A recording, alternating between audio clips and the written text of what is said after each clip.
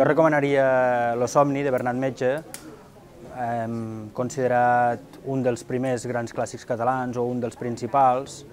per molts motius, i a més és molt interessant perquè és un dels clàssics catalans que manté encara una polèmica més viva sobre la seva interpretació. És la història d'un conseller del rei Joan II, Bernat Metge és un conseller del rei Joan II, que, aprofitant diverses històries dels renaixentistes, d'autors renaixentistes, coses de Dante, coses que agafa de Petrarca,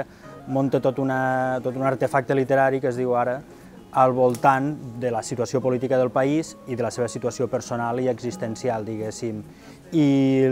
un dels seus màxims interès és, encara avui en dia, interpretar-lo políticament. Quin significat profund té Lo somni de Bernat Metge, el significat que li donava Martí de Riquer, històricament, com Bernat Metge és un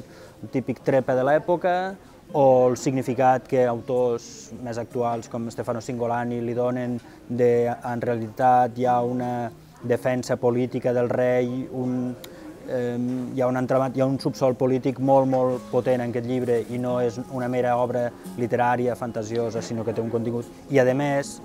Cingolani el connecta amb la tradició renaixentista italiana, que Metge ha llegit bé,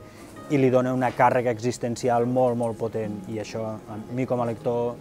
em va semblar molt ple de coses. Jo diria que després d'Ausiàs Marc, Bernat Metge és dels autors més actuals en aquest sentit d'existencial, de preguntes pel jo, pregunta per la pròpia vida, pregunta per què fer en situacions vitals crucials, i per això crec que és un dels més vius encara.